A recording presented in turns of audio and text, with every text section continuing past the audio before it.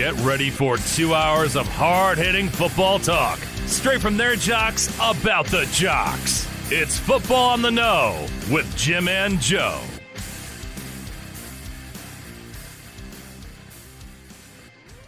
All right, what's going on, everybody? Welcome once again to another episode of Football on the Know. I am Jim McPhee, alongside of me is Mr. Joe DeCapita. What's going on, know-it-alls? Welcome back for another edition of Football on the Know. That's right, buddy. We're super excited to be here. Thanks so much for joining us.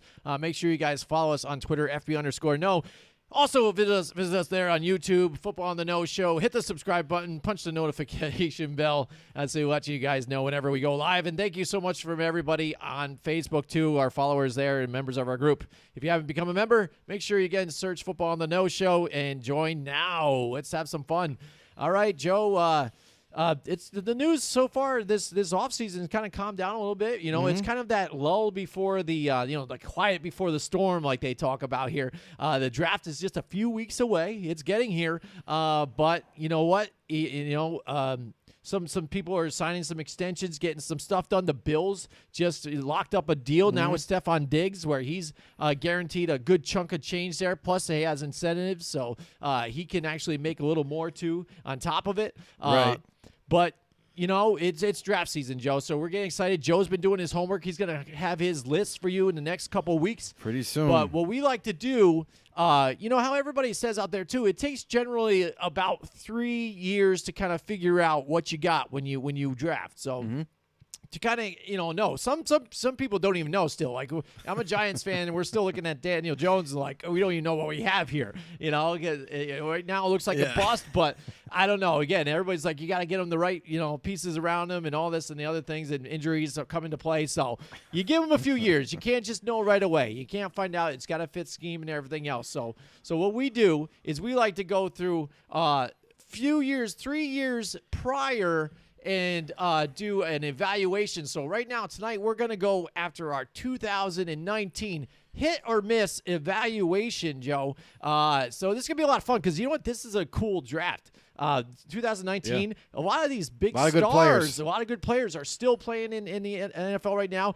doing really well. And that night was awesome, too, because we went to Katie O'Byrne's that night, and it was an electric atmosphere that night, too, as well. Absolutely. And there's a reason why we do this. There's a reason why we go back 3 years and not just talk about this past draft, because it's way too soon for last year's draft. It really is. For a lot of the prospects out there, some obviously have showed up and showed out, and they've done an amazing job in their rookie year. Like Jamar Chase, kind of blew up off the map, and but it doesn't typically happen like that. So for a lot of draft picks, there's some development that they got to go through to get better and to start to make a name for themselves. So we go back 3 years, which seems to be the timetable that a lot of the experts say that, after 3 years, then you can kind of get a grasp of how good that prospect is going to be, or maybe they're ascending. Maybe they are getting way better, and maybe they're going to be the difference maker that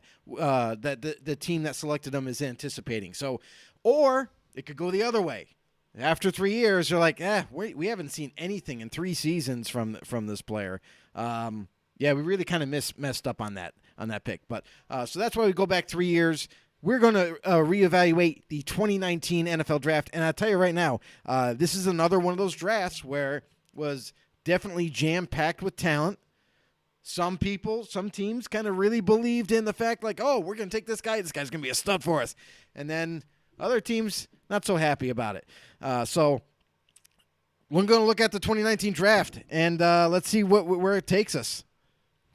All right, yeah, that's right, absolutely, Joe. So, let's go see what we have here. We're going to look at the first couple 16 here, and then we'll scroll on to the rest.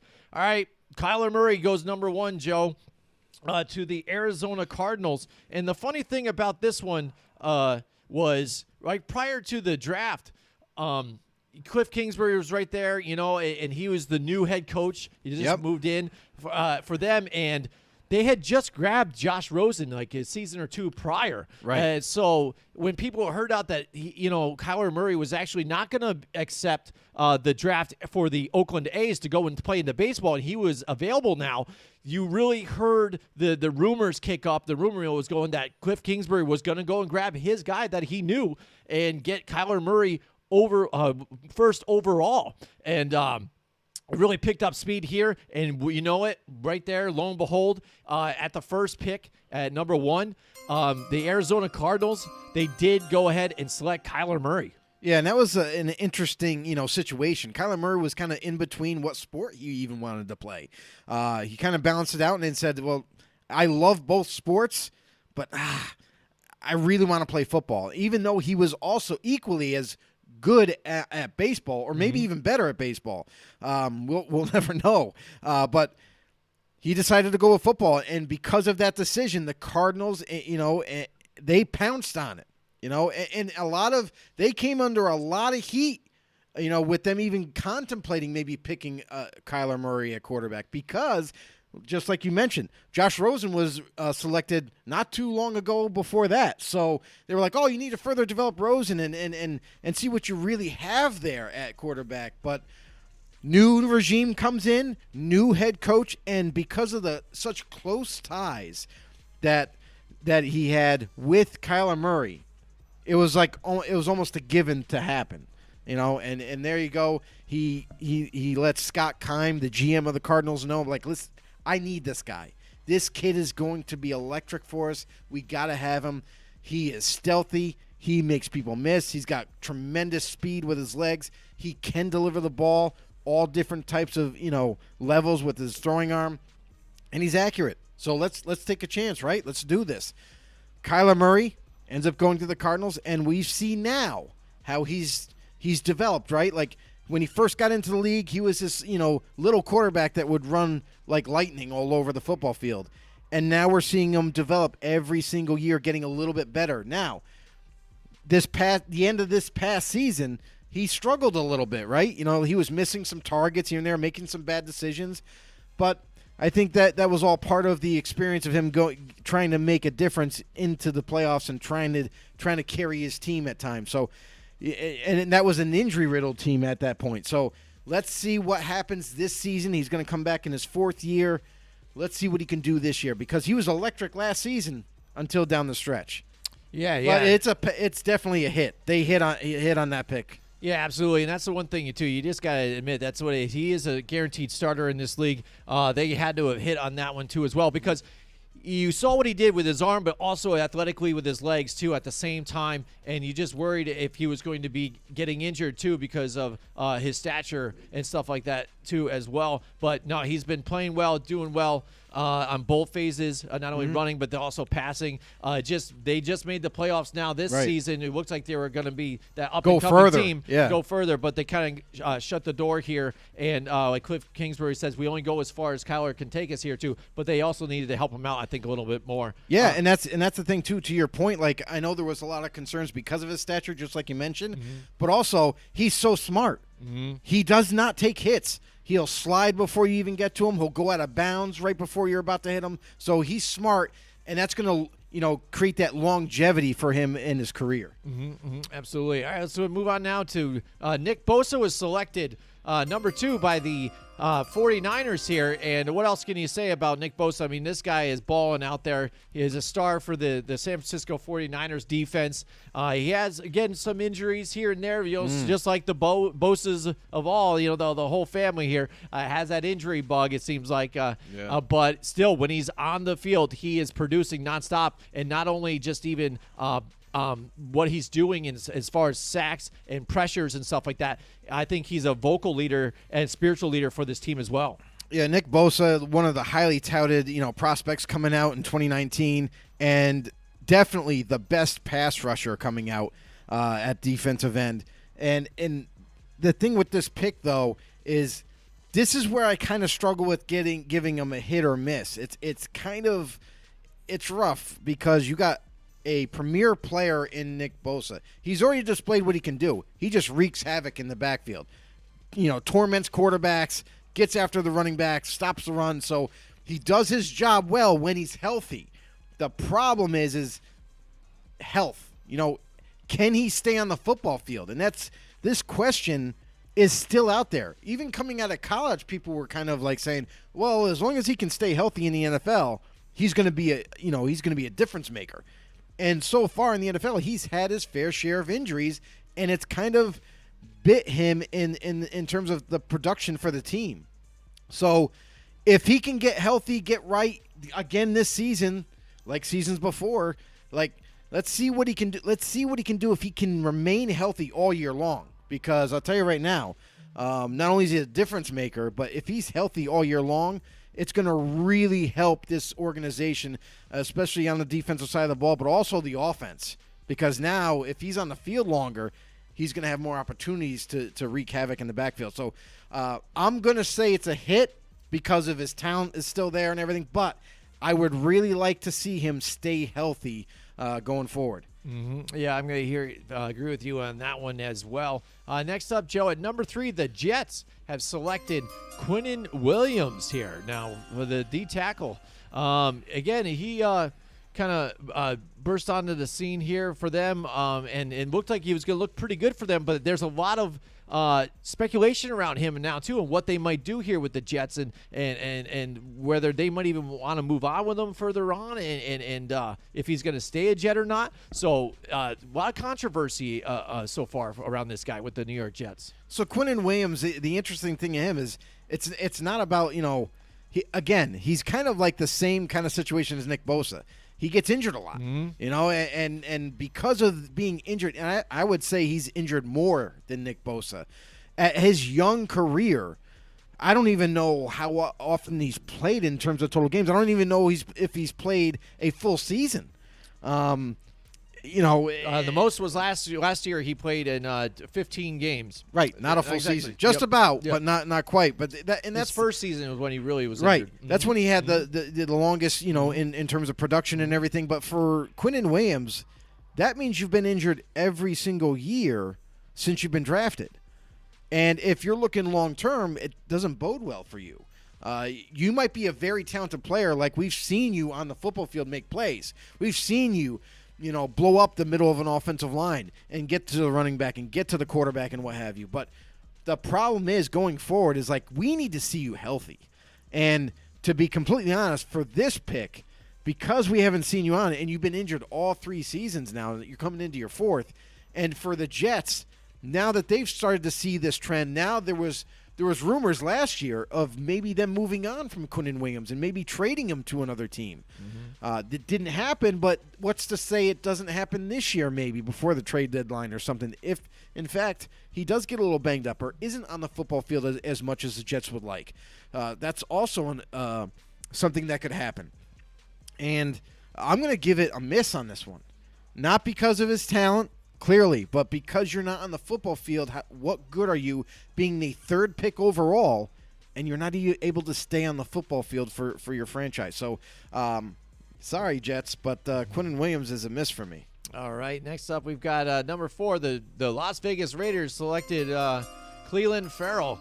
And I remember when we were at KDO Burns that night. It was kind of crazy too. A lot of people were like, not sure, because again, you saw the names that were out there. Levac was hanging out with us there too, and he wanted Ed Oliver.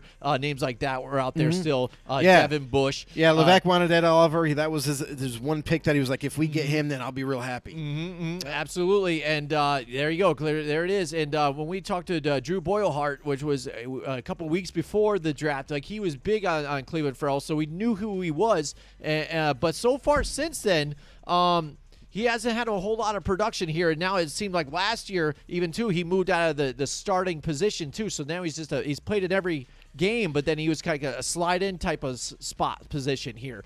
And Joe, you had said to us in our prep when you were talking about it that during this draft, Gruden really had only part in the first 2 rounds, right? And then Mike Mayock was only in the later rounds on those. And so this was more of a an idea, or maybe you get to see what Gruden's picks were here in this draft early on and what they might have turned out to be. Gruden's picks were, from what we're hearing now that the aftermath is cleared, Mike Mayock had third round and on.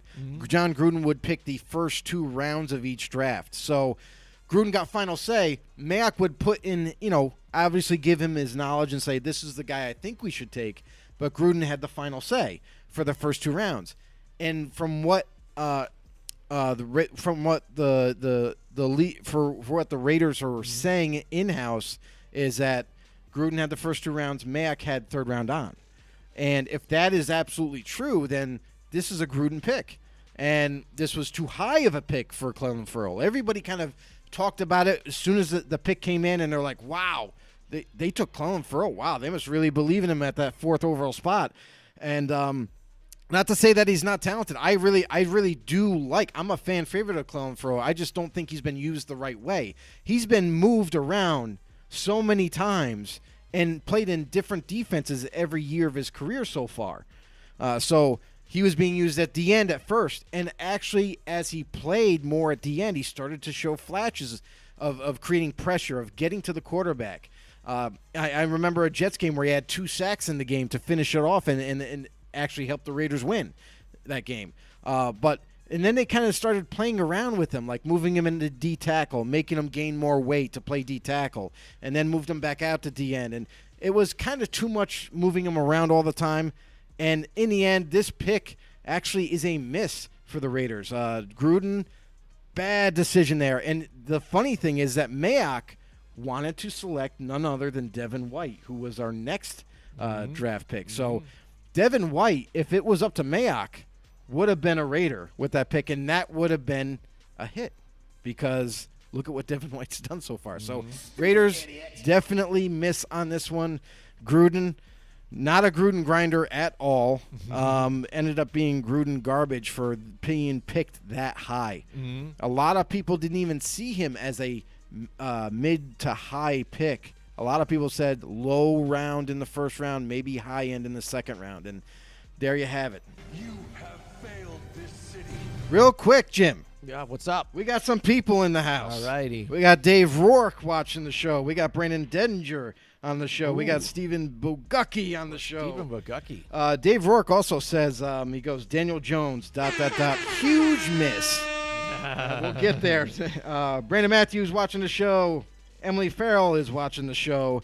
Chris Simpson says, not only is he watching the show, but he goes, I'm the best number 1 pick in Sour Patch history. Oh. And for those of you that don't know what that is, what the hell is that? I run 2 flag football teams, and he's one of my really good receivers, Chris Simpson. He declares himself as the number 1 pick in Sour Patch history. Self-declared. Chris Simpson also says, big hit, Daniel Jones. Big hit. Oh, you got 2 different sides of it. There we go. Yeah. But we'll get to that soon enough. Awesome. On Yeah, to the glad you next jumped pick. on that, because this chat box isn't working. But Devin White, you just talked about it. Levac and guys were with us that night. We were hanging out watching the draft. And, again, he's looking now. Now he's salivating because, the Raiders screwed up again. He's like, yes, here we go. Now I'm going to get Ed Oliver. Here we go. And it says Devin White. And I remember I go back over to him and I shook his hand. I'm like, no, that's good. It's a good pick. It's going to work out for you guys. It's a really man. good pick. It's one of the guys that we thought was going to happen right here in our picks when we did the mock-up draft. And there it was. He went there, and you saw what Devin White was able to do a season after his first. He started to the first season, but then the second one when he was there, especially with Tom Brady, and you saw what they did, that defense to drive forward and get to the Super Bowl, and what he did in the Super Bowl, it showed what kind of player he was. So I think the Bucs totally hit on this one too as well. I know a lot of fans still wanted Ed Oliver there, but look what you got with Devin White, and you guys have a ring to show for it too. That's the thing is when you look at these prospects, you got to look at what one for where you're picking is going to make the most impact on your team. So even as good as Ed Oliver is, that would have been a good pick here at 5. However, would that have benefited the Tampa Bay Bucs more when they had such a big need at linebacker? And not only was it a need they got to fill, but also, a very impactful player, a guy that was sideline to sideline type of a linebacker, super fast, made phenomenal tackles, could cover well, could do literally everything at that position. So Devin White, a huge hit for the Tampa Bay Buccaneers, and one of my favorite prospects coming out was Devin White, and I was hoping my Raiders would take him at that pick at 4. And it seems to me that me and Mike Mack were on the same page, just not John Gruden. Just Andre. So there you go. You should have just been, the GM. That's right. So there you go. Sometimes I think they got to have the fans, think about it and do it, right? Instead of sitting them in one of those stupid ass chairs like he did in the one draft year. So here we go. So next up, there you go. Number 6. We've got the pick is in. It's Daniel Jones right there, number 6. And I want to talk about surprise. And Dave said it's a miss, but Chris Simpson says it's a hit. You want to talk about it that night? We were there at Katie O'Byrne's, and, That's right. and this is we have the live reaction. We have live footage of Jim's reaction. This is the live reaction. There I am, and this is what happened. That's the reaction. Shock Everybody and awe. is laughing at us Giants fans up there. Shock and awe. Shock and awe is right, and there it is, the live reaction. And again, I was high on Daniel Jones. I thought it would have been a nice pick, but I thought maybe we could have got him later on. That would have been an all right with me. But at number 6, again, when you saw players out there that would have helped our defense as well, Josh Allen too. I was like, oh, maybe we're gonna go get him. That would have been nice. You know what I'm saying? Right. To help our defense out, pass rush here and there, it would be great. Mm-hmm. And I thought later on, because we had another pick later on after around where the Washington football team I think was. So I was like, we could still get him there.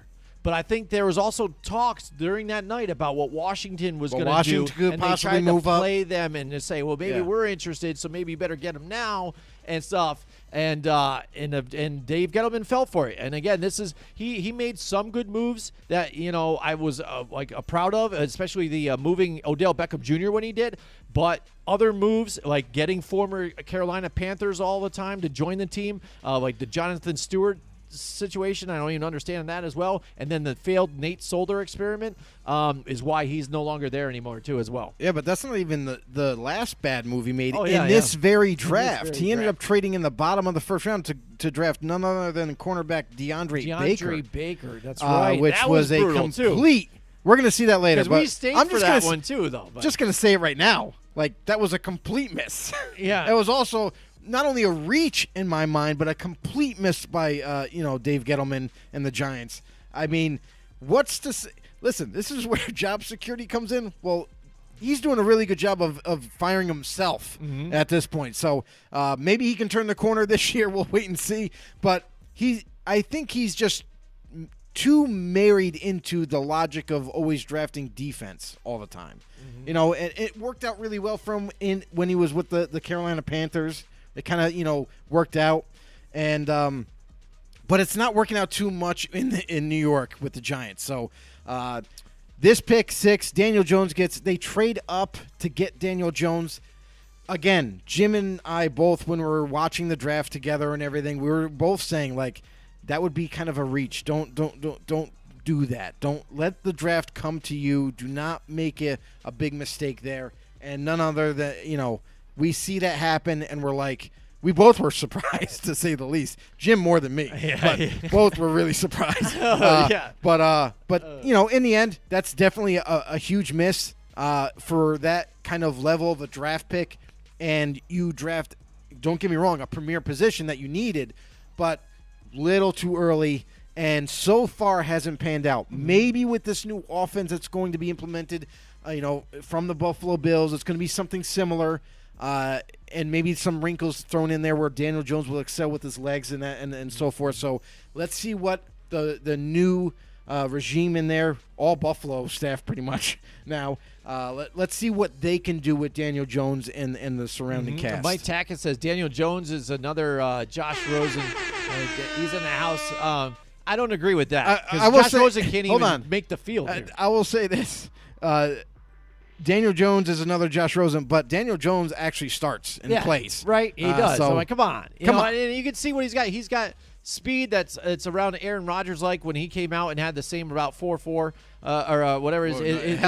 Not that fast. No. His 40 time, I meant to say. His 40 time was similar to what Aaron Rodgers was. So he had some playability to do with his legs too, much like what Josh Allen could do. He just doesn't have the physical stature that he has, though, too, which now has led to injuries along the way.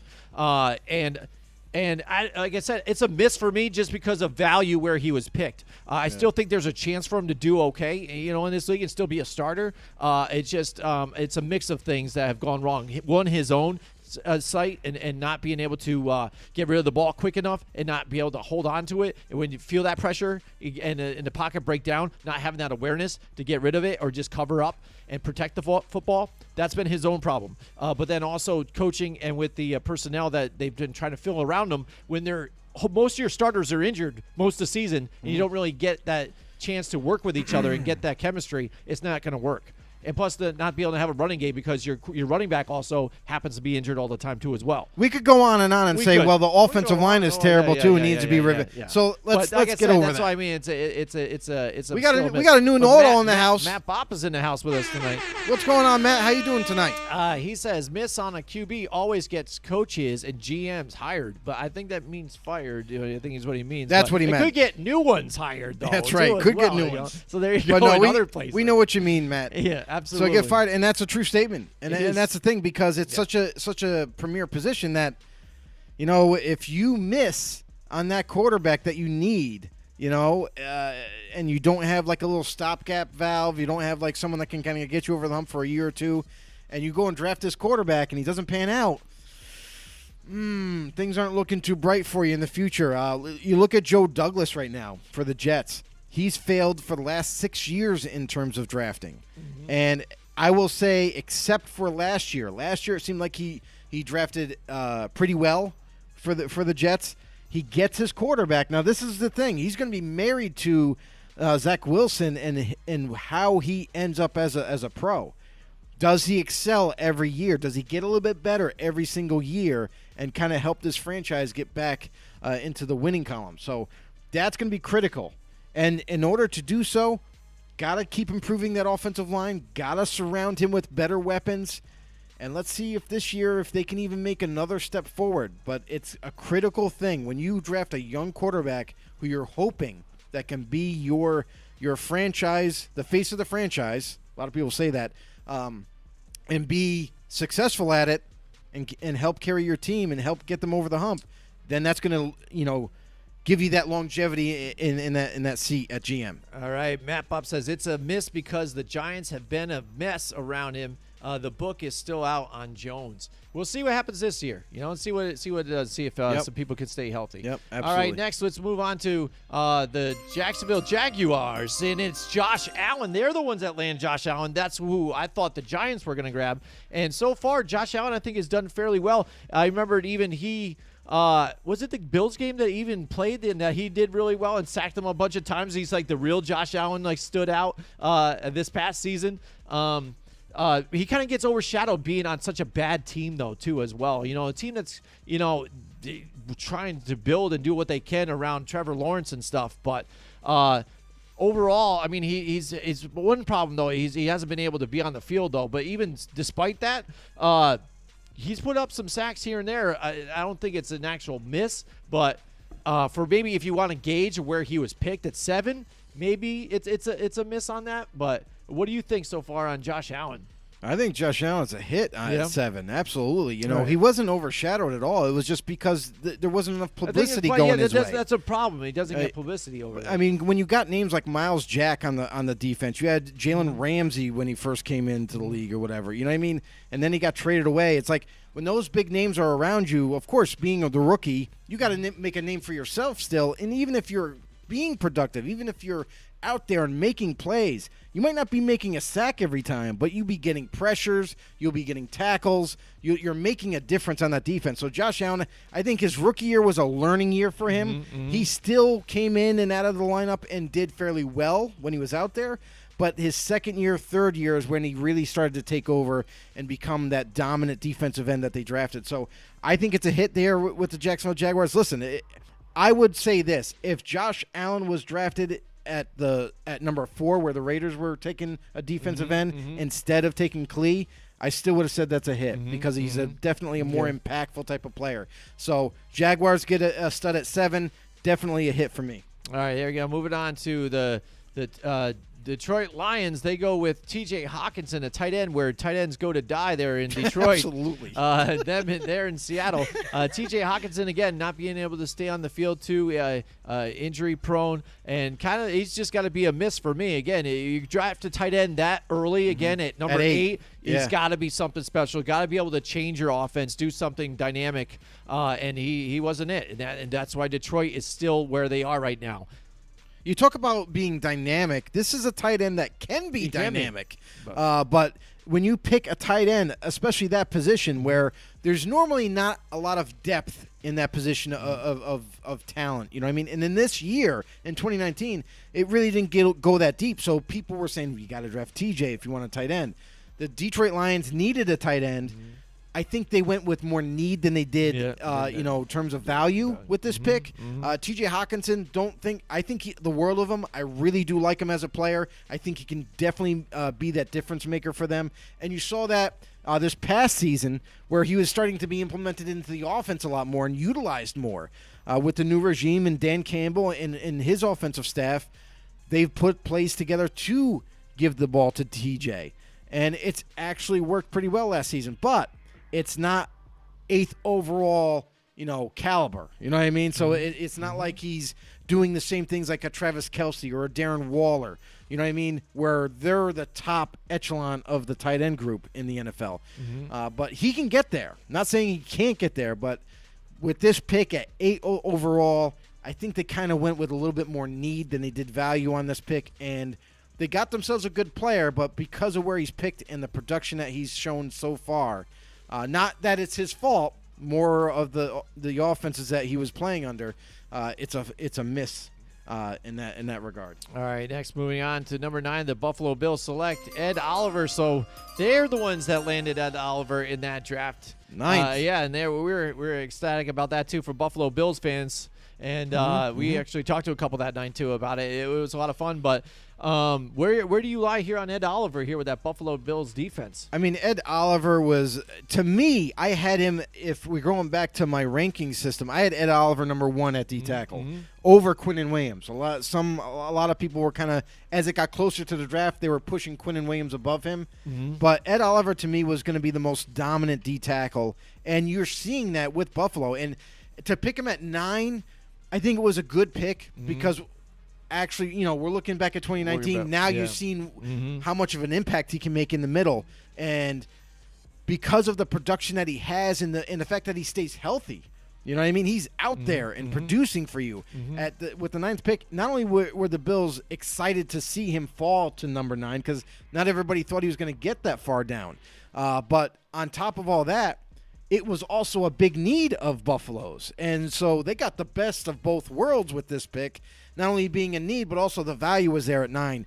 Ed Oliver going to Buffalo, making a huge difference. This is a huge hit in Buffalo. For me, I think it's a hit. But then also, I think what kind of overshadows a little bit what you heard coming out of this draft, or what people tried to do the comparisons. They tried to say this potentially could be the next Aaron Donald like type of player here, and that's what a lot of people are trying to sell on this guy. So that's why people are super excited. And he hasn't done that type of numbers here, but I think altogether he's a solid player for this defense, and it's a perfect fit. And that's why altogether the Buffalo Bills are a solid team defensively and offensively at this point right now. Yeah, Ed Oliver, everyone was kind of making I remember that. Yeah, making they the Aaron Donald plays. But comparisons all the time. But to be honest, this is why you watch our show. Yeah. Because we're not going to go overboard and say, oh, he's Aaron Donald. Right. Because there's only one Aaron Donald right now. Yeah, and exactly. And we may never see another D tackle like him because he's a unicorn. Let's just face it.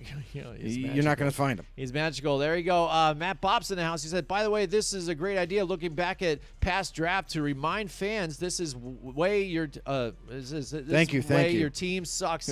Why your team sucks. At picking players. There you go. There you go, Matt. I mean, and that's the thing is because this is why you look back 3 years because now currently you can get a better sense of how well or how poor the player has panned out.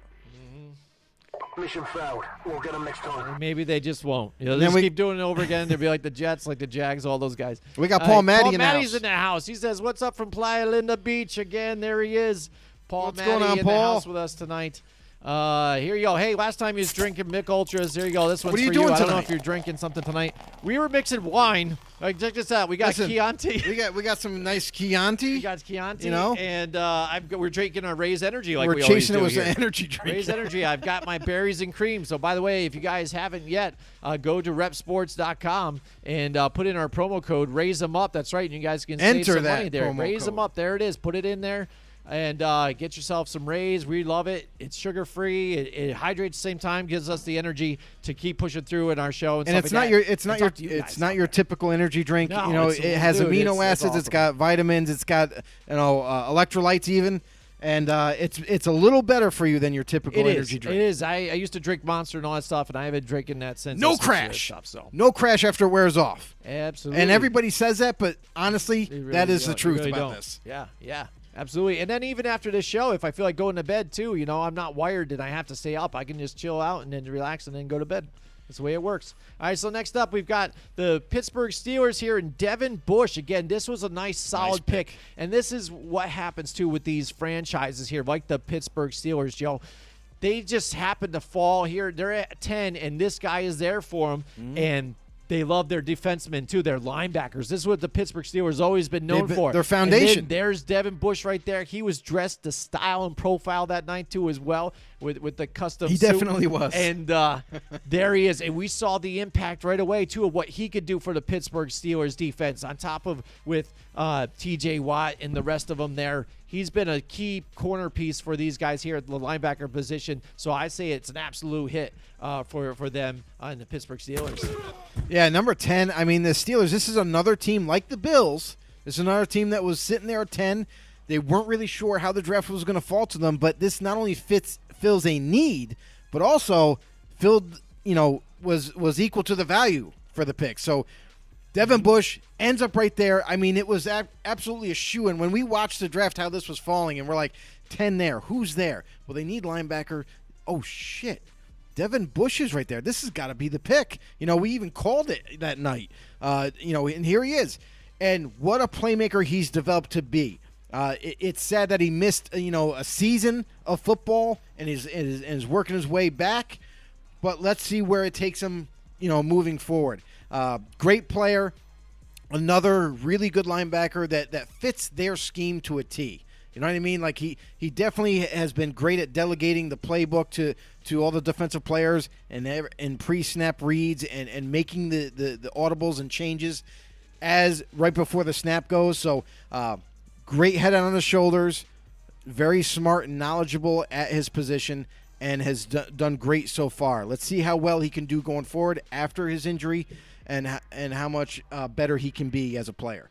All right, yeah, Paul Matties, he says it's an absolute vodka tonight here, Joe. He's doing absolute he's vodka. going absolute vodka. Is that flavored? Do you drink it straight up? What are you doing here? Mixing it? What do you mix it with? I like to do a little cranberry and vodka and a little fruit too in there. I mix it with oranges and some cherries and all Little that stuff. fruit. I thought you A little liked bit. a lot of fruit. I do like a lot of fruit. Okay. You like I to did. drench your I did fruit before, and then but eat it. I've been on that low sugar diet now, so actually I haven't had a cranberry vodka Oh, boy. in like a year or so.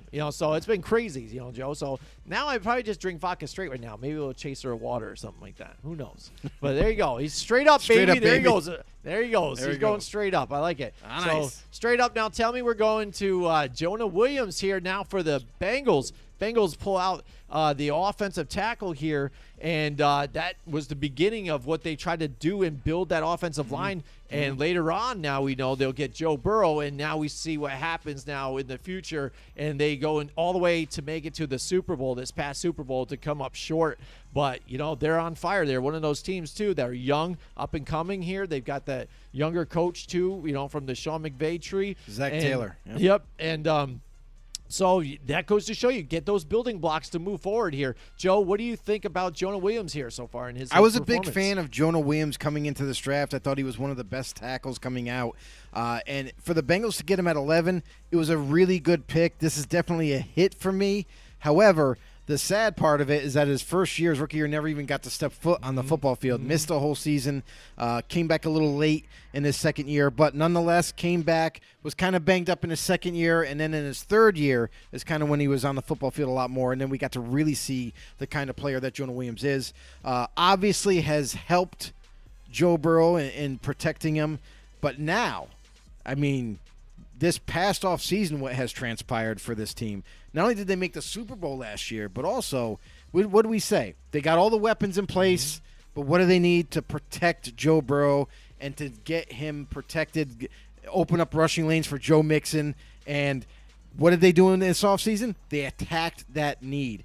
They go out and they get the right tackle. They get La'el Collins, who got released from the Cowboys. You know, they add to the guard position, and then they're just making it stronger. And it's before the draft is even here. So they can still attack that again and add another guard or a center or whatever. So we know the offense is going to be really solid and really tough to beat this upcoming season with all these improvements. And then all they got to do is direct that attention to the defensive side and improve that even further. They're going to be a dangerous team this year with everything that they have. But there you go. Jonah Williams gets picked. This is definitely a hit for me, and the Bengals are on their way right now. All right. Next up, the Green Bay Packers were on the clock at number 12, Joe. They go with linebacker Rashawn Gary. And I remembered, again, when this pick happened, you and I were talking about it, and you were skeptical, too, and so was I about Rashawn Gary because we just weren't sure about this. We thought maybe that the Green Bay Packers had reached on this thing, wasn't really going to make out with him. And you know what? Up until this season, a lot of people have said we were right, I think, on this whole thing. But this year it seemed like finally, again, now if you look at the 3-year window, there it is. This year, he seemed to come on and be a bigger part of this defense, hashing up 9.5 sacks and really becoming into his own. But I think that's what we were kind of skeptical about. He was kind of a little bit of a project to see what you can get out of him, and now he finally hit his stride, I think, this season. The problem with Rashawn Gary was he didn't really have a real position coming out of college. Like, he played D-end for Michigan, but he was like a little bit of a tweener. Like, he was too small to put his hand in the dirt and play D-end in the NFL, but he was, a little too big to play, at linebacker. So people didn't really know what to do. Green Bay ended up taking him. They were super excited to work with him, and he was going to be a developmental player for the next level. And it took him a couple years to get down the linebacking position. It was going to be more of that 3-4 rush off the edge type of linebacker, and it was going to take a couple years to get him developed. He needed to trim weight, get as light as he could, and then learn the position, and that's why you saw him kind of ascend a little bit in this third year. But to be picked 12th overall in this draft, I mean, we were both skeptical in the draft. I'm still skeptical. I mean, I haven't seen enough production because you got to remember with Green Bay's defense, they had Zadarius Smith and Preston Smith. Those were their guys. Those guys were the ones rushing. So Rashawn Gary wasn't even on the football field full time yet. And still isn't. It looks like this year is when he's going to really get his starting spot, and let's see what he can do this year. So for me, the jury's still out on this pick. I still think it's got to be a miss for me because hasn't been on the football field enough, hasn't really shown enough at that position for me to give them a hit. So Green Bay, you still miss for me. Being this kind of a high pick and for him not to be on the football field enough, that has got to be a miss. All right. You know what? It's not a miss. It sounds like it's a good time for me to jump right into talking about our friends at Mohawk Honda. It is not a miss if you go to Mohawk Honda, let me tell you, on Freeman's Bridge Road. This spring is the perfect time to go get top dollar for your trade-in with the Kelley Blue Book Instant Cash Offer. They're still doing it there at Mohawk Honda on Freeman's Bridge Road in Glenville. Same day check in your hand the day that you trade in your vehicle. That's right. The new inventory continues to roll in at Mohawk Honda. Follow Mohawk Honda on their Facebook, Twitter, and social media platforms to stay updated on the newest vehicles rolling in. While you're there, find out more about this year's pet adoption clinic, too, scheduled for April 24th. So you can go trade in your car or get a new one, and you might roll out with a pet, too, as well. I know, Joe, we were talking about it with our ladies. Don't say it. Why, you bring them to go get a car, and they're like, oh, look at that one. Look at that one. So I don't need my girlfriend to hear about this. The dog or the pet, too, as well. So check them out there, Mohawk Honda. All your Mohawk Honda sales and leasing consultants will work with you to find the best vehicle for your budget and lifestyle. Visit Mohawk Honda on Freeman's Bridge Road in Glenville today. or go on MohawkHonda.com. Mohawk Honda, where they always go out of their way to please you, Joe. That's right. Woo, all right. All right, so let's move on to the next pick here in that draft class. This was a great draft. Again, it was pretty solid. The players that are in it, the players are really good, a lot of them, and that party, too, because you remember, too, since then, we've had COVID.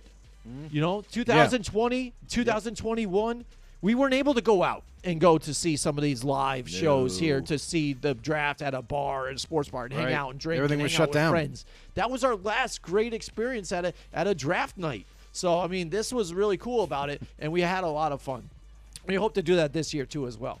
All right, next up, we've got the Miami Dolphins. They go and get Christian Wilkins here, Joe, the defensive tackle here. Miami Dolphins, this is one of their seasons, I think, that when they went and traded, I think this is the one where they got rid of a lot of their players. They had an got extra rid pick. of Mika Fitzpatrick. So they are loaded up on picks. What do you think about the Miami Dolphins here in this pick for them? So this pick was a little curious to me because, this is kind of – almost I didn't think Clelin Ferrell belonged in the top 15, top 20, and I'm not 100% sure that Christian Wilkins deserved to be in the top 15 here because not to say that he's not a good player. He is a good player. He started for a couple of different teams so far in his career. Now I believe now he's with the Cowboys, if I'm correct.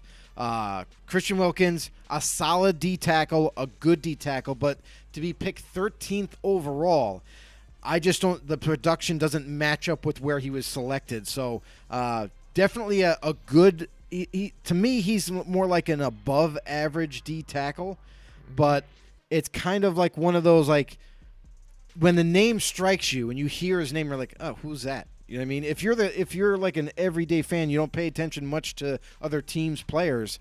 You're like, I don't know who that is. You know what I mean? Like so. In other words, like he's not making a name for himself that much. He is a solid player, but to be picked with that 13th pick, to me, it's a miss.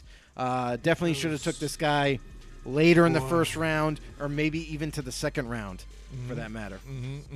All right, next up, let's look at the number 14th pick. 14th. And then Chris Lidstrom here for the Atlanta Falcons, an offensive guard, which they needed to really help protect Matt That Ryan. offensive and line, still, yeah, definitely. Again, unsuccessful for a lot of it. You saw this season here where he took a lot of punishment, and they really, if it wasn't for I think Arthur Smith and really incorporating Cordarrelle Patterson and really resurging his career in this offense, you wouldn't have seen a whole lot of offense on this side because we were trying to figure out. We tried to guess like Mike Davis. We thought maybe this would be a good year for him to step up here for them, and nothing was. They didn't even give him the ball half the time. Yeah. Calvin Ridley again, just not showing up. Having his own personal issues and things like that. So. Offensive going bad now that after his third year in. But what do you think? What's your analysis on Chris Lidstrom here for them? Chris is a little bit harder to figure out because he was injured his rookie year, didn't play much, along with their offensive tackle that they took later on too. Their right side of their offensive line was injured for most of the season their rookie year, part of the season for their second year, and their third year, it's kind of hard to evaluate because why? Because of the lack of weapons that were at their disposal. They had to block a lot longer. They had to try to keep Matt Ryan upright, and that was a struggle. So, given what has transpired, I don't think the Falcons are there right now, especially offensive line-wise. And 14th pick overall, if you're drafting a guard with the 14th overall pick, they better be a stud. They better be a stud. And Chris Lidstrom, even though he's a decent player, I just don't think that being picked 14th overall was the right move for Atlanta. This is another case like when we saw with the Detroit Lions when they took tight end at 8th overall with TJ Hawkinson. This is another case where it was a major need for the Falcons. They knew it, and they kind of reached and picked more need than value right here. So for me, this is going to be a miss based on that. All right, there you go. Next up, here we go. Here's the pick. Remember when this came out here when in that draft too? Dwayne Haskins here goes to the Washington football team. They were ecstatic about this pick. Oh, everyone was ecstatic, right? A lot of people. I wasn't one of those guys that was high on Dwayne Haskins. I thought too many things that people kind of gave him credit for was more of almost some of his faults, like where he would throw in kind of double coverage and things like that and try to needle it in there, where I thought that could kind of be forced into making mistakes. But really for him, I think some of the, not exactly off the field issues, but issues with the coaching staff and with the Washington football team and things like that kind of led to his demise here. Now why he's not even with the team anymore, not even be able to become a legitimate starter for them, and now he's backing up, potentially could fight for that starting spot with the Pittsburgh Steelers. Yeah, so Dwayne Haskins, it was an interesting, prospect coming out. Definitely going to be developmental. And this is the thing, it reflected on my ranking system this year in 2019. Haskins shouldn't have been picked as early as he had. And honestly, he shouldn't have been picked in the first round because Dwayne Haskins only had 1 year of starting college experience as a quarterback. 2, he was so raw with Ohio State. Now, he got away with a lot of his physical talents at Ohio State, had a cannon for an arm, was accurate, and like you mentioned, he fit it into tight windows and everything, but that's because he could in college. And his immaturity. Now, listen, you got to remember, he was 20 years old when he got drafted. 20. That's not common for a college player to come out, and he's only 20 years old. So Dwayne Haskins, very young, very immature, needed a lot of development to even be considered a starting caliber quarterback. Still has an opportunity, still is very young in his prime, could turn the corner at some point. Maybe it'll be for the Steelers, like Jim alluded to. It's going to be an uphill battle for Dwayne Haskins because also with Washington, he went through several different offensive coordinators trying to learn new offenses every time, not really able to be comfortable and sit into an offense and develop that way. So now he's in Pittsburgh. He's already had one redshirt year in Pittsburgh, learning that offense, getting better in practices and what have you. Mike Tomlin has spoken very highly about Haskins, surprisingly, and saying that he's definitely going to compete for the starting job, regardless of them signing Mitch Trubisky, which he is definitely the favorite. Let's just be honest. Has more experience, has done it.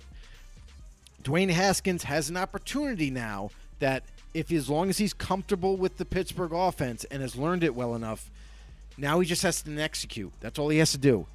He's worked on his footwork. He's worked on his mechanics. Let's see how he's grown as a player this year. The training camp is going to be critical for him.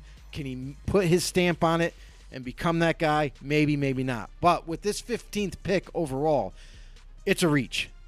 Quite honestly, this was way too big of a reach for even if the Giants were there and they had to take Dwayne Haskins or with Washington, whoever. This was way too high. I know quarterback is a premium position. I know that's why these quarterbacks tend to rise up the draft board as we get closer. The same thing's going to happen this year. And Dwayne Haskins picked 15th overall. Definitely a miss for me. And there you have it. But what I would want to say is now that we've kind of we're almost close to halfway. After the next pick, we'll be halfway. But if you're new to the show, if you like what you see, we listen. We talk football every single week. We love to share our knowledge. We want you guys to share your knowledge with us as well. Make sure you post comments, questions, anything that fits your fancy. If you want to talk about fantasy, we're here for you. Draft, we're here for you. Your teams. NFL, news, trades, anything that we're here for you. Think of us as your therapists from the NFL. So we're here to share your misery. We're here to share your hopes and dreams. We're here for you.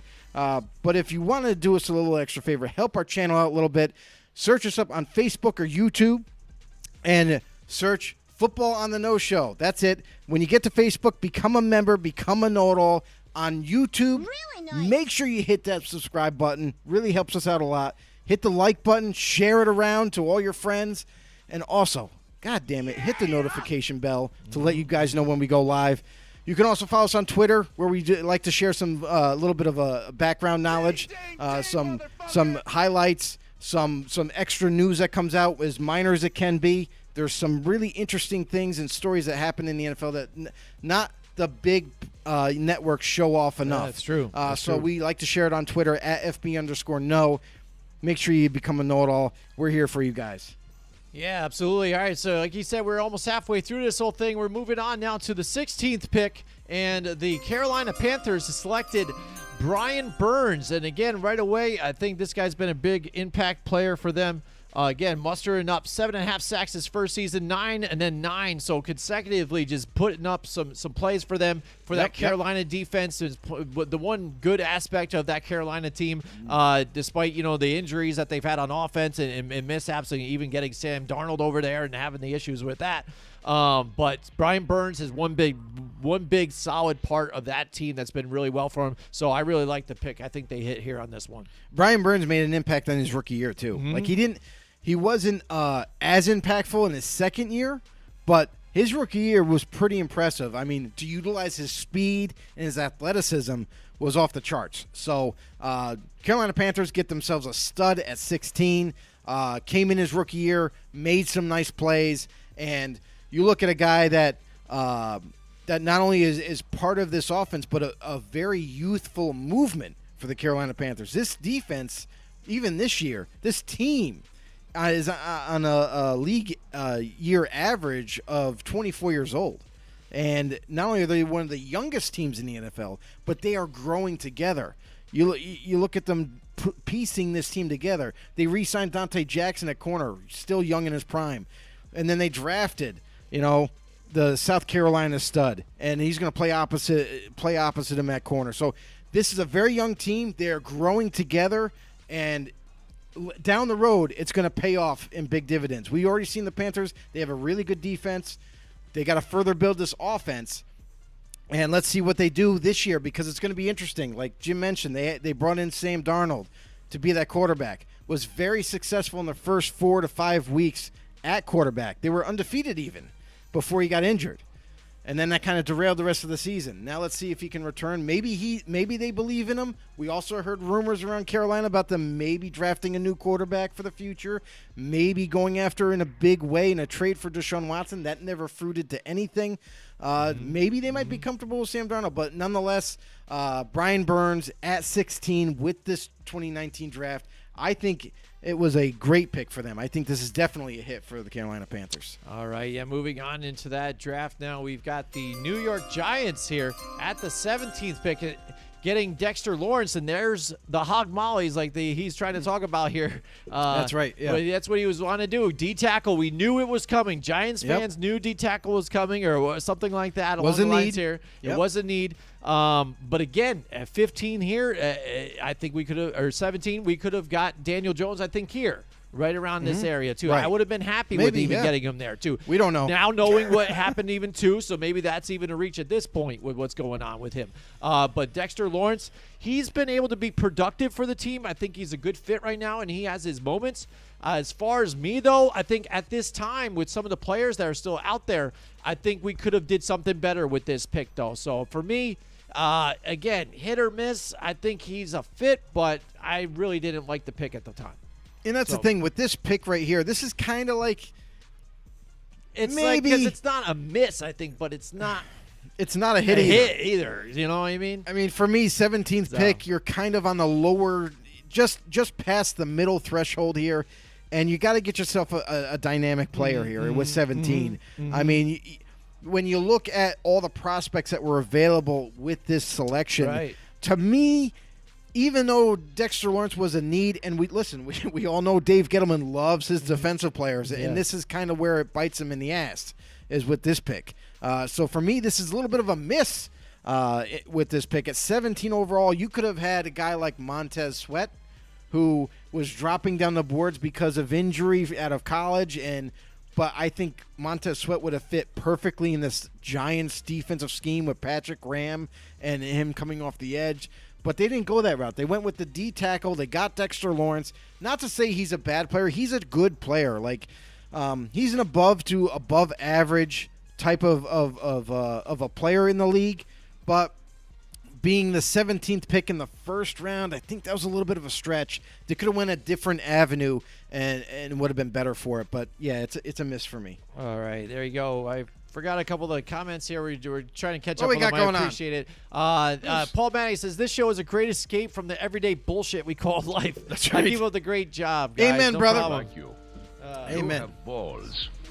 I like Buzz. All right, and Matt Bopp is in the house too. He is. How do you feel about drafting need or drafting best available? And that's always basically the thing you're trying to figure out, right? It's always the biggest question every single year, what a team should do. Yeah, and for me again, I was kind of like, this is what happened with the Odell Beckham Jr. pick. Because you remember when we were in the apartment watching that. Yes. And I Zach saw, again, Martin. Zach Martin was there. Gotta take this is him. it. We've got to get him. And we did it, and we go with the probably best available, which was Odell Beckham Jr. in there. And I was kind of like, oh, but I wanted my need, and I thought he was one of the best even available Definitely at was. that need. He was. And that would have been right. And that's why I think what every team ultimately wants. He's that best fit that's going to hit you there. But I think that's what you're going to have to do. Whatever the hand that's dealt to you when you're in that position, if you haven't tried to trade in or trade out, trade up or trade out, that's what you got to kind of balance. You got to look at. For me, I'm about getting best. I don't know, about the best available. I like to fit my needs, but it's got to be at the what was that again? Quality. It's got to be quality pick, I guess. You know what I mean? So if you want to call that best that's available, value. I guess that's why I'm at. I'm at best value for what it is, I guess. So maybe I'm at But best available. but that technically is best available. That fits right in that category. I guess I'm going to be on best available, So, but I like to fill needs as well. For me, it's going to be more about where you're drafting. If you're drafting in the first 3 rounds, first 4 rounds even, I'll say, it's got to be best available for me all the way through. When you get to 5, 6, and 7, and even if you have multiple 7s or something like that, that's when you get to the point where teams gear themselves up more towards looking for special teams help. Is when you get to the 6th and 7th round, that's when you're looking for a guy that's a great tackler, a guy that has some speed to him that can get down the football field. That's when you see teams tend to draft that direction. But also, we've seen more than enough times where teams happen to find a gem, a diamond in the rough in the 6th round or the 7th round. Everyone's going to say, look at Tom Brady, because that's really what happened, is he was a diamond in the rough. Nobody knew, and rightfully so, right? You think about Tom Brady back in Michigan. He was a backup, everybody. He was a backup for almost his whole college career behind Chad Henne, of all people. So Tom Brady, he comes in.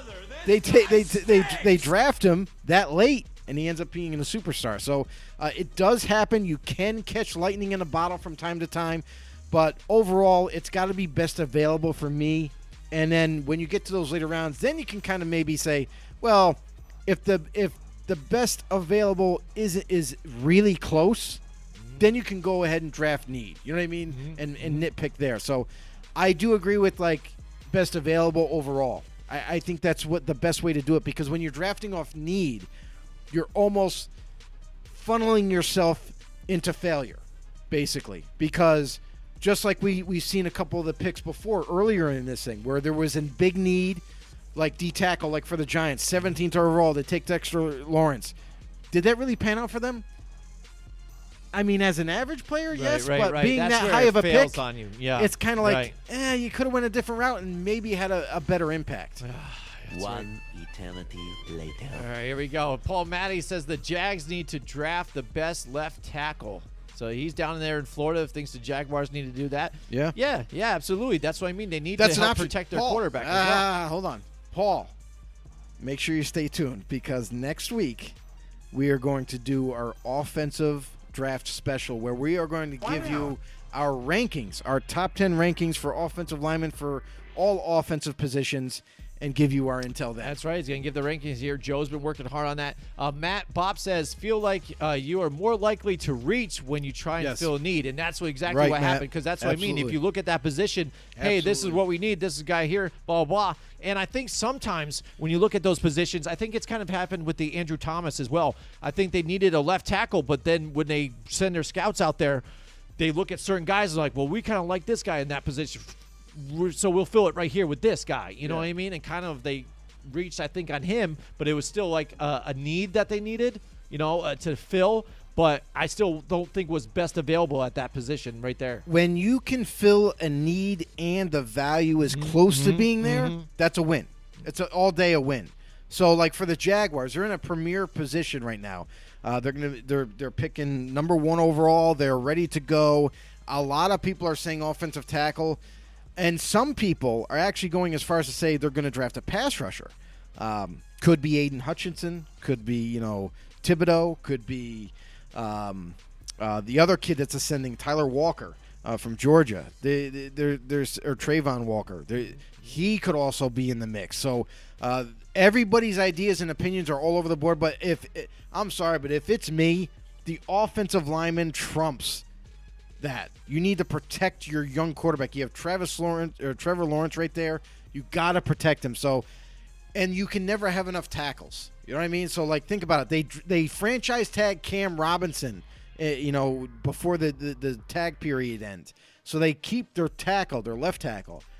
If you draft another tackle right now to play right tackle, that in the NFL nowadays, there's no such thing as the left tackle is the most important tackle there is. Not anymore. Because now you need bookend tackles. Because why? Because teams are loading up on pass rushers, on edge rushers on both sides that you need to help protect. So, for the Jaguars, it's got to be offensive tackle, but we'll see what they do. Mm-hmm. All right, now the pick is in here for the Minnesota Vikings, Joe, and they went at number 18 here with the center, Garrett Bradbury here. What do you got here on Garrett Bradbury? So when you're and this is kind of one of those positions where it's a center. Why are we taking a center in the first round? I mean, really, it's not a skill position. It's not the flashy, position that we like to see our teams pick in the first round. But nonetheless, it is a very important position. Your center is your quarterback of your offensive line. He's the one that makes all the checks and balances pre-snap. Makes the blocking call. If he reads blitz, he's going to change the offensive protection a certain way to kind of match that. Very important position. I know it doesn't get a lot of, accolades or anything like that, but I think with the 18th pick right here, I think this was a solid pick. I really liked it. I know some people don't like it because it's a center, but it's panned out. You know what I mean? So for me, this is a hit for the Minnesota Vikings. It was not only a big need of theirs, but also the value was there for Garrett Bradbury. And I think it's paid off for them pretty well in terms of pass protection, him being able to run, block, and create those lanes for Dalvin Cook. So it's a win. Right, I think so as well. And then as a bonus on top of it, he has one reception for 21 yards and a touchdown this season. So there you go. Just on top of it, he can also be an offensive weapon as well. We talk about versatility on the show. It's like that, Matt Bob says rounds 1 and 2 win the headlines, but rounds 3 and up win championships. And that's the thing. Yeah, exactly. Trying to get those guys that are underlining that a lot of people don't look at, that diamond in the rough. And you see that more often than not, Matt, because the first 2 rounds, they could be studs, but everybody expects those picks to be studs. You know what I mean? That's the thing. When you pick rounds 3 and up, that's when you build your team even further and get ahead of the competitor. So that is a very true statement, Matt. Paul Matty, he goes, it doesn't matter how good a Jags wide receiver is. If Lawrence can't get time to pass it to him, it doesn't matter. And you're absolutely true about that. And that goes for any quarterback. I don't care if you're Tom Brady, Aaron Rodgers, you know what I mean? Even the young studs like Justin Herbert in the league, Patrick Mahomes. If you don't have time, you can't do your job. And it's that simple. Yeah, they're trying. Absolutely. So, all right, let's move on to the next one here. We have the Tennessee Titans. They go and select Jeffrey Simmons. And, the first 2 seasons, he started to come into it. But I think this season, you especially saw it when they even made their run for the playoffs here, and where he really kind of showed out and put some pressure on some key quarterbacks out there, and really made his mark to kind of made a name for himself out there in the mainstream media here. The people got to see this guy because especially us out here, we don't get to see a whole lot of Titans games. So when we got to really notice this guy on prime time, I think he did really well, serving up 8.5 sacks here, 54 combo tackles. Jeffrey Simmons, I think right now is working out for as a good defensive player here for the Tennessee Titans. Jeffrey Simmons in this draft slipped really far. Actually, he was coming off a big-time injury, and that's what made him slip. Honestly, Jeffrey Simmons should have been the second best D tackle coming out, and that's where he should have been rated. And to be honest, a lot of these guys, that were picked before him, Christian Watkins, where he was picked, that's where Simmons should have been. Simmons should have been in that top 15, that top 10 type of discussion and should have been picked there. But because of his injury, he ended up slipping. And this is kind of one of the craziest things in drafts. And you see it every single year. A guy gets injured, he falls way down in the draft, a team takes him, and they got themselves a stud for the next 10 years. So this is what happened with Tennessee Titans. They were super ecstatic when Jeffrey Simmons was still there, first of all. Not only did it fit a need, but also the value was extremely high at 19. So this is a huge hit for the Tennessee Titans. Comebacks from injury. His year 2 tape looked really, really good. And then year 3, this past season, is kind of where he just took over. I mean, he needs to be double-teamed. He needs to be paid attention to. Otherwise, it's not going to be so good for your quarterback and running back. Mm-hmm. Absolutely. All right, moving on to the next pick for the Denver Broncos. They went and got at the 20th slot Noah Fant, again, who's been a pretty good offensive weapon for the Denver Broncos here, now traded on to the Seattle Seahawks, where he'll probably go to die, where they told him don't use their tight ends enough here and misuse them. And he's got Drew Lock there now along with them, so who knows? Maybe they will develop. They got that chemistry already. That chemistry going, so they maybe will muster up to something there. I guess that's the only guy that probably knows there. But Noah Fant, I think he's been pretty solid for them, especially getting him at 20 here for a tight end. We've seen other ones go earlier on. I mean, we're talking about Evan Ingram and O.J. Howard right now that really haven't done squat, since they entered the league, and they were picked fairly early, around mids, a little earlier than that. So Noah Fant, I think overall, I think it's been a pretty good hit for him, but right now it doesn't matter for them right now. So he's been moved on to Seattle. Yeah, so Noah Fant, this is a player that I kind of pinned. I put a little star next to his name because I was kind of hoping the Raiders were going to get him at 24 when they picked again, and he didn't end up there. But you know what? Maybe it was all worth it because Noah Fant has not really done much as a tight end, and to be drafted in the first round at that position, even at 20th, you got to be a major, competitor. You got to be a major contributor to your team, no matter what team he's on right now. Now he's on Seattle. So, to me, he had also kind of his fair share of injuries throughout his career. So, it's a little concerning to me, how often are you on the football field? Not a ton. And the amount of production when you're healthy is decent, but it's really not enough to kind of distinguish that 20th overall pick in the first round. So for me, a guy that's very athletically gifted, a guy gifted with speed for his size, ran a 4.5 40 at his combine, which was extremely some people expected it, but they wanted to see it to believe it. And he displayed, amazingly, at the combine. So he goes at 20th overall. To me, it's a little bit of a miss. Because the production versus the injuries that he's had, it just doesn't mount up. He goes to Seattle now, new environment, maybe a change of scenery is what he needs, a different type of offense to maybe thrive in. And like Jim was saying, Drew Lock is there, so he's got some kind of familiarity with it right there in the chemistry. And he's also accompanied by Shelby Harris, a D tackle. All right, next up we've got the Green Bay Packers here, and they selected Darnell Savage here, the safety. And I think so far for the Green Bay Packers, I mean, you've seen his production the first 2 years now. He had 2 interceptions in his first year, second year 4. This year kind of take a step back. He's only 2. And again, not getting the forced fumbles and other turnovers that he was in some of the tackles he was in the first couple seasons here. But overall, I think a great player for the Green Bay Packers on their defense, and kind of like an impact player for them on the defense too, to where they've had to make some good stops here, where that offense has kind of been up and down and shaky at times, where they had to rely on Aaron Rodgers to make plays and do things. Darnell Savage has been a nice highlight for them in the back end. Darnell Savage was one of those late ascending players leading up to the draft, a guy that really wasn't projected to be in the first round, but as we got closer, like down the stretch of the week prior, his name started to pop up on a lot of people's boards. His name started to pop up more often in conversations. And Darnell Savage kind of quietly, and then all of a sudden, with a couple days remaining, his name kind of really just flew right up on the charts. So Savage comes in and kind of reignites that back end of that defense that needed some hype big time. So Darnell Savage, great cover safety, a guy who delivers hits, can tackle well, and done extremely well for the Green Bay Packers. And being a safety of that caliber, to land him at 21 was a huge hit for the Green Bay Packers. A need and extremely high value was met right there with that pick. Absolutely.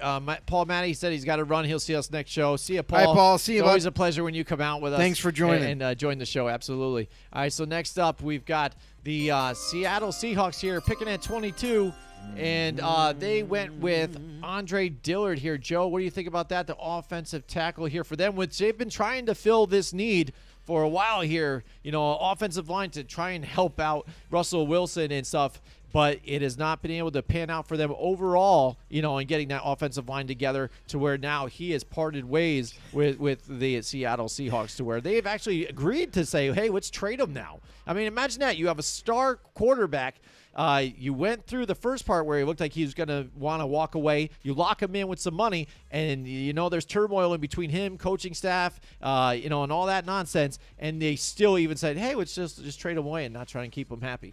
Andre Dillard, offensive tackle for the Eagles now. He was kind of like kind of like on a red shirt year when he got drafted. A guy that needed to go through some development. He was very long, like a tall drink of water. He was very, strong and athletic, but needed to gain a little bit more, in terms of mass and refine his technique. I believe he came out of Washington State, and definitely was one of those developmental prospects, a guy that maybe maybe a year or two in could be your next starter for the next 10 years. So the Eagles took a chance on him. They ended up getting him in. He is now the starter for them, started last year, and did pretty well. Did pretty well, held his own at the tackle position, and it looks like he's going to be that guy for them in the future. So when you get a premier position like an offensive tackle, and you get him at 22 in the first round, extremely high value, pretty good. He's not elite by any means, but he's definitely above average type of offensive tackle. It's going to help this franchise going forward. So 22, that's a hit for me because he's worked out thus far. All right, next up we've got the Houston Texans and Titus Howard here, offensive tackle. Joe, take it away here on this one. Titus Howard, this was an interesting prospect coming out. He was kind of very highly touted. Some people were a little mixed on where they should take him. Some people believe that, they were all in on him. They should take him a little earlier. Some people believed I don't know, maybe we should wait till maybe the second round. His name kind of got bounced around a lot. But Titus Howard, a good player, but not elite. I would say that Andre Dillard is kind of this is where both of these guys should have been picked. The value is there, but for the Texans, Titus Howard, it's kind of tough for me. I don't want to give him a miss on this because he's serviceable at tackle, but it's not a huge hit either. So I guess I'll just say miss. I'll just say that. Titus Howard, he's a good tackle, but he's not great. You get picked in the first round, no matter what position you're at, you're expected to perform, just like Matt alluded to earlier in the show. Mm-hmm. He made that comment about, you draft for value. You don't draft for need. And this is kind of where it fits into. And it hasn't been great. But when you get picked in the first round and second round, you're expected to produce. And Titus Howard, good, but not great. So for me, it's a miss. All right, next up at 24, Joe's team, the Las Vegas Raiders, go ahead and select Josh Jacobs. And at this time, I think it was a great pick for them, too. Later on in the first round, Gruden get did this something running right this back time. here. Yes, and Josh Jacobs has been a hit, I think, for them as well, because, again, you see what the difference is when you've got that running back here to help alleviate some of the pressure off the passing game here and be able to get that play action going, too, with Derek Carr. And, again, electrifying moves, too, what he's been able to do for them. And now the mixture with him and do they still have Kenyon Drake? Drake yep. Still there? Yeah, I was going to say, because we got to see him last year a little bit, too. I think there was a nice mix along the way, and not just use them in the goal line situations like Gruden was trying to do and force it all the time. I think he can get you there, too, and just run the ball a bit there and then don't not put it all on Derek Carr to do it all with some of the other receivers that he has. So I really like this pick here. Josh Jacobs, I think it's a hit. And that's the thing is I feel like early on when Gruden was the coach and calling all the plays and everything, he was kind of running Josh Jacobs into the ground, much like he did with Cadillac Williams back in Tampa when he was the head coach, giving them the ball way too much, running the ball way too often. And it kind of beat him up a little bit, where his body started to take a toll. Last couple of years, he hasn't been the healthiest guy. You know, he's been a little banged up. He's still played and still produced, but he's playing hurt all the time. And he's missed a couple games the last couple of years. So this is a guy that's looking to get refined, get refreshed, recover from all his injuries, and come back this year healthier than ever. A guy that is at 24th, and we all know that the running backs aren't the value. Teams don't see the value high enough to take a quarterback or a running back early. But with Josh Jacobs, they were comfortable with the 24th pick, their second first-round pick in this draft, where they're like, well, he's here for us. It's a need. The value we believe is there. Let's take him now. So they take him now. He's amazing. He's very elusive for his size. A guy that you look at him, you're like, wow, power back type of style, has decent speed, not breakaway speed, but man, he makes a lot of people miss, and he's one of the best to do it in the league. So this, to me, is a hit. This is one of the only hits the Raiders and John Gruden made in the first round the last few years. But Josh Jacobs definitely hit at 24. All right, absolutely. And next, we're going to take a break here. We're going to tell you guys about our friends at Johnstone Supply in Troy, New York. Yeah, you know, these guys, you know, they're great people.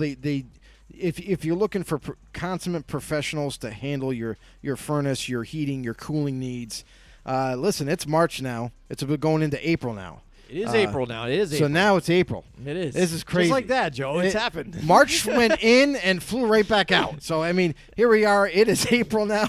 Unbelievable. It's never too early to start thinking about how to stay cool for the upcoming summer months. Call now for pre-summer pricing on John Goodman Central Air Conditioners, or if you're looking to go with the Fujitsu Mini Splits, they've got them too.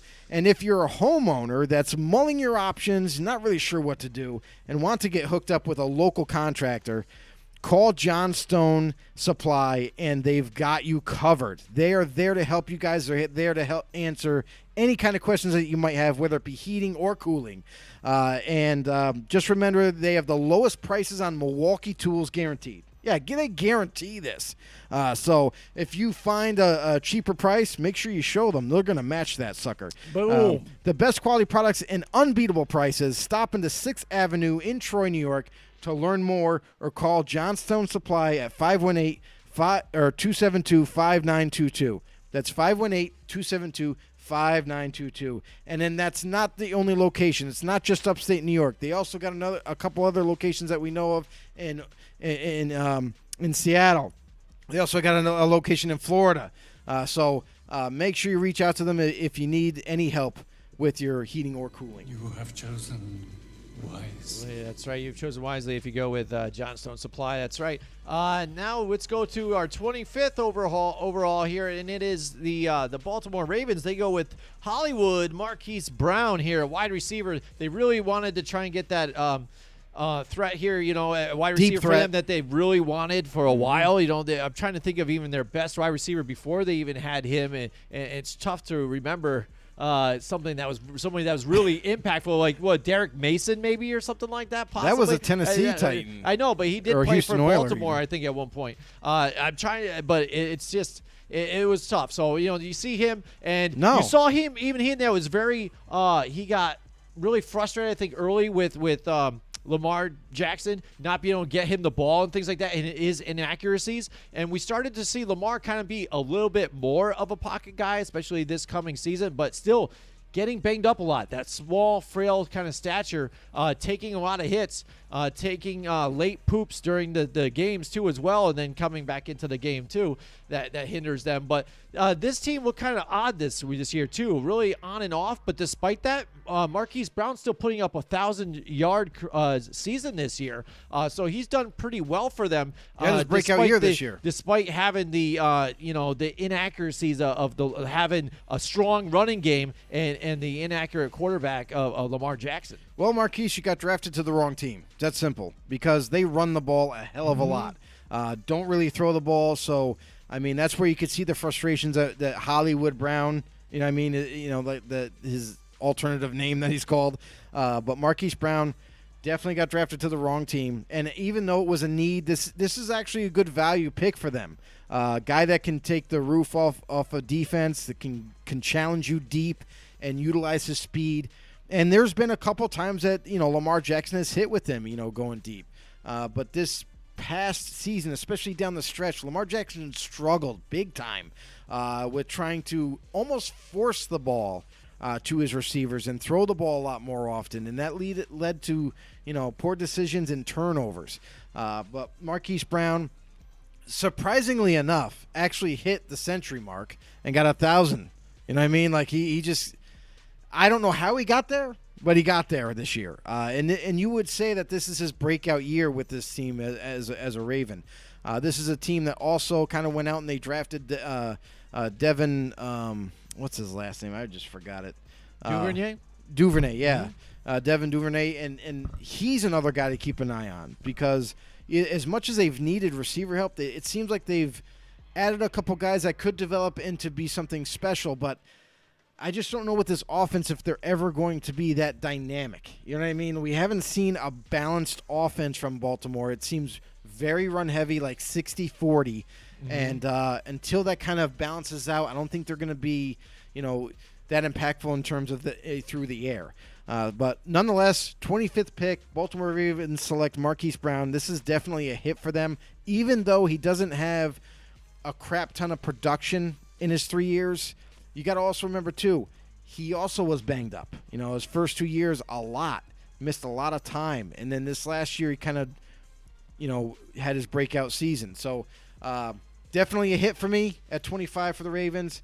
Let's see if they can kind of get him the ball a little bit more this year. All right, the 26th overall pick, the Washington football team, they had another one in. They go and get Montez Sweat, so they thought they were sitting pretty here, but getting Dwayne Haskins, their franchise quarterback, and then Montez Sweat here at 26. I do like Sweat, though, here. He has been productive for them. The first season, he had 7 sacks with 2 forced fumbles, and second season, pick 6, actually, 9 sacks, and then last year, though, that Washington football team defense kind of took a step back, but they also really got riddled with injuries. So he was one of them as well, only playing 10 games, so it was rough for him. But so far, it looks like he's been tracking pretty good for them. So I like the pick for them here and getting Montez Sweat later on here at 26 as an edge rusher here. Works out for that nice defense there. So for me, it's got to be a hit.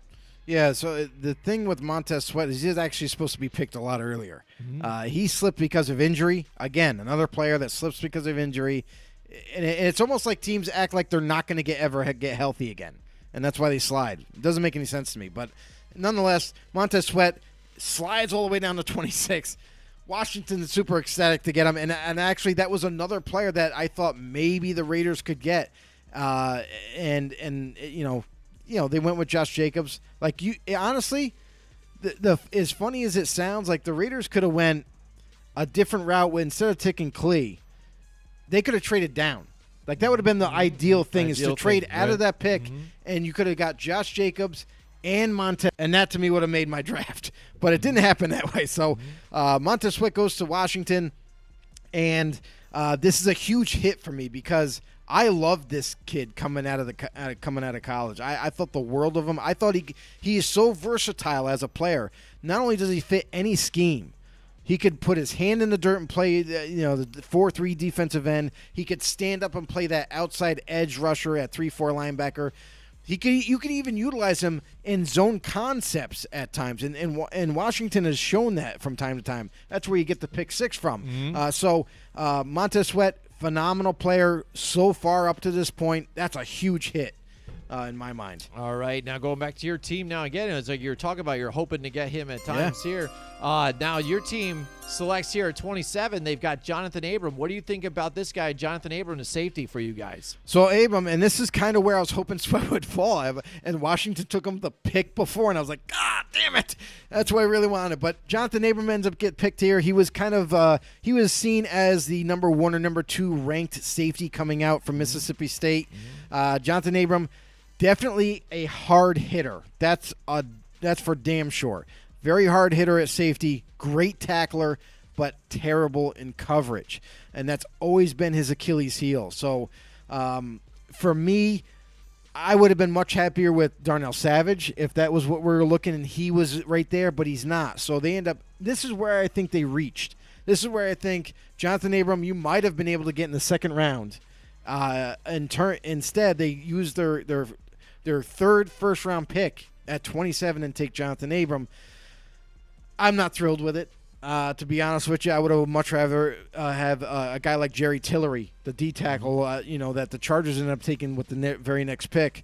But Jonathan Abram is a pick. To me, this is a miss, not because I don't think he's very good. I think if you're utilizing him more of like an in-the-box safety, a guy that you bring close to the line of scrimmage that's going to stop the run and kind of just shut down the short yardage attempts, then he's great. But if you're going to ask him to cover it all, that's when he kind of really struggles, and we've seen that more times than not. So, to me, this is a big miss at 27. And that's what you're talking about. Is like he ends up getting up those combo tackles, 116 combo tackles last season, and again 90-something the season before. He's got a couple of interceptions, but like you said, you would rather they were grab gimmies. They weren't even nothing he did. Yeah. So next up, like you were talking about, you'd rather have Jerry Tillery. Well, what do you think about Jerry Tillery here for the Chargers? I think the world of Jerry Tillery, and he was one of my high-end type of tackles, that D tackle that I thought teams should go after. And holy shit, this guy falls all the way to 28th. I thought, I would have been much happier with the Giants taking Jerry Tillery. You know what I mean? At 17, or even Christian Watkins, where the Dolphins were picking at 13 or something like that. Mm-hmm. Jerry Tillery would have made a lot more sense to me. This is a guy that's very disruptive, a guy that's very strong. He makes a lot of problems for offensive linemen. He's hard to block, but he goes all the way to 28, and for the Chargers to grab a guy that now the Raiders are going to have to deal with twice a year. Every season, but Jerry Tillery to me was one of the better D tackles coming out in this draft. He goes all the way to 28. Chargers get him. This is a hit for me. I think the Chargers hit the nail on the head with this pick at 28, and he's going to be a staple for them as long as they go. All right, next up we've got the Seattle Seahawks now. Now they go and pick L.J. Collier here at 29, a defensive end, and again, that defense hasn't been able to be what it was since they were the Legion of Boom. They've lost a lot of veterans since then. Bobby Wagner now is gone, and it's everybody else. KJ Wright has finally left the building. That was it. The finally guy to leave the building. They've got LJ Collier there, but again, not playing really a whole lot here, his first season, and then really not seeing the field a whole lot this season as well. So you got to just say he's got to be a bust at this point for these guys here for this Seattle Seahawks. Absolutely. I mean, L.J. Collier, I was not a fan when I was doing my evaluations, my scouting for this draft in 2019. Dean L.J. Collier, everybody was kind of raving about this kid. Raving about it. I mean, it was insane. The hype that was leading up before the draft happened, a lot of people were saying, oh, where do you think he's going to end up going? I could see him going in the middle of the first round. I was like, really? I mean, I don't know. I saw a lot to be desired in terms of his college tape. He was getting blocked fairly easily. Yes, he was very twitchy and fast, but in college, you can get away with a lot of that. And even though he was productive in college, I didn't see enough of that explosion that you'd like to see a first-rounder have, especially at the DN position. You got to be able to rush the passer. You got to be able to get after him. And then I was just thinking, think about the NFL level and your offensive lineman and how much better you got to be. I just thought he was a little light coming into this draft, and I really wasn't excited about him. So, sure enough, he missed a whole season. I think it was his rookie year that he missed the whole year. And then the next couple of years, there's no production. I mean, he doesn't really do much in terms of sacks, in terms of pressures, anything like that. So a huge miss, a big swing and a miss on that one for Seattle, and they're still trying to find the edge rusher that they're looking for. So Still haven't found what they've been looking for. at 29, no bueno, not going to work. There you go. Now you talked about the other no bueno move, but we talked about it earlier. DeAndre Baker. Now the Giants, we heard there was a trade. It was happening. The trade moves up DeAndre Baker now, but Giants move in. We're like, oh, they're going to get somebody else up in here. There's some other guys right up here. This is going to be nice, you know? And then DeAndre Baker comes out, and we're like, what the frig is going on? You know, like what? Like, see, this is Gettleman now. This is what he's doing to us. He goes, gets Daniel Jones too early. You know, he said Dexter Lawrence. Dexter Lawrence. The Giants, again, they don't usually trade, do stuff like that. So he decides to trade up. So like, wow, changes. And this is what he does again. Another third failed attempt.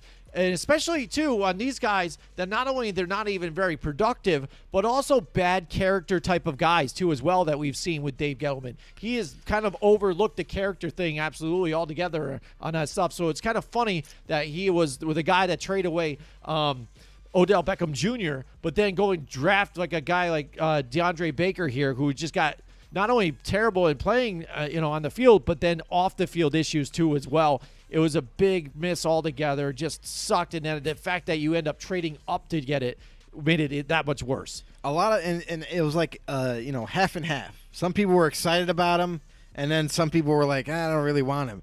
I was on that side of I don't think he's good enough. Listen, very long corner. He was a big corner, whatever. But if you watch his college tape, was a little bit too physical, a little bit grabby. And then on top of that, you have the off-the-field issues in college. Coming into the NFL, it didn't really scream first-round pick to me. So Giants end up trading up into the bottom of the first round. They select him with the 30th pick in the first round in 2019. And we already saw him implode in New York early in his career. Ended up jettisoning him back out of New York, going to hop on another team and still not, making a difference. So DeAndre Baker, definitely a big-time miss. Even late in the first round, you can't miss, and the Giants did that time. Yeah, when you're a wanted criminal and stuff like that, that's never good for your career, right? Caleb McGarry now here, Joe, for the Atlanta Falcons. Again, they had tried to address the offensive line here for them to try and shore it up to help keep Matt Ryan afloat here, but we've seen now this past season it's been tough for him to do that, to where now he's moved on to different pastures.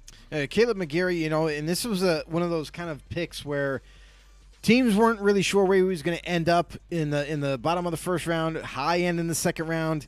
His name was getting floated around with the last few days of the draft leading up there. Kind of ascended late, in terms of people paying attention to him, and was seen as more of like a guy that has tremendous size, has tremendous strength, but needed work as a technician on the offensive line and needed to develop a little further. So that's why he ended up here in the bottom, almost the very bottom of the first round. The Falcons nab him, and to me, I'm going to give them a hit on this one, because when you get a offensive tackle that's startable, that a guy that can come in and you're going to further develop him, he's gotten better. And with that pick right there, that is one of those picks that it's kind of a little bit of a sleeper pick. So they hit on this one at 31 and got a starting caliber offensive tackle. All right, finally, the last pick of the 2019 first round NFL draft here. It is at 32, N'Keal Harry here for the New England Patriots. And this, for me, is an absolute miss because, again, since even the beginning of his career, he was not able to, one, get on board, it seemed like, with the playbook. He just was running the wrong routes and was not on board on the same page that Tom Brady was, which Brady was getting very frustrated. And then even had, at times, when he was getting his opportunities, dropping the ball a lot. So not really becoming that impact player for them that they were probably hoping. I mean, what were you going to get here, I guess, at the 32nd pick of the first round? But they've been known to grab some guys late, like they did, I think, with Sony Michel a year or so prior. But N'Keal Harry not really worked out for them as well.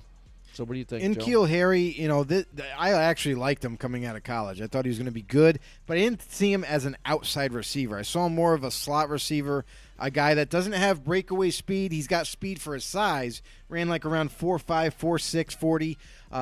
So decent speed, but not a guy that you can put outside and say, oh, he's going to pull away from the pack. So I just felt like the Patriots used him wrong. Really, honestly, this is an organization that normally uses everybody exactly the way they're supposed to be used. But N'Keal Harry was a little bit different of a case. He ends up going to New England. They kind of push him out there to the outside and try to make something happen. Struggled to get open. Struggled to get away from other defenders. And he's more like a possession receiver. I just didn't see the fit there and how they were using him. So N'Keal Harry, I saw him more of a second rounder. They really liked him enough to pick him in the bottom of the first round. And to this day, no team has used him the right way. He's still on the Patriots, even though they've, there was rumors around that they want to unload him, they want to trade him away, and kind of move on from him. And still, that hasn't happened. Still in New England, but nonetheless, N'Keal Harry, I think he can be good. I think he can be, but he's got to be used as a slot receiver, a guy that's going to move the chains for you, or a red zone threat and of that nature. And until a team does so, whether it be New England or someone else, I still feel like he's going to be a miss. All right. That's it. We went through our 2019 NFL draft. The first round here, hit or miss. The evaluation, it's over.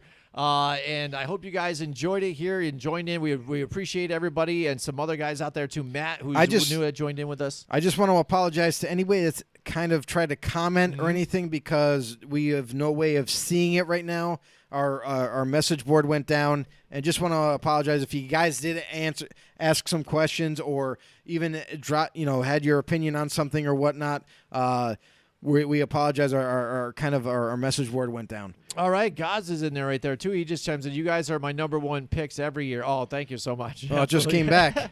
So it did. Yeah, it's weird. We're trying to get it here. For some reason, it won't load on my other page here. But sorry about that for the delay. For all the comments, you guys. Thank you so much for leaving comments. Thanks for joining us. Thank you guys for all the support. Listen, we hope that you kind of do your due diligence. Help us out. Help us grow this channel. Help us grow this football community. Listen, this is what it's all about, man. We like to bounce ideas off each other, ask questions, answer questions, and that's what we're here for. So thank you guys so much. And listen, tune in next week. Next week, we're going to talk about our top 10 offensive positions for the upcoming draft and what we believe is how everything is going to sort out in terms of value. Yep, absolutely. So join next time, and we'll see you.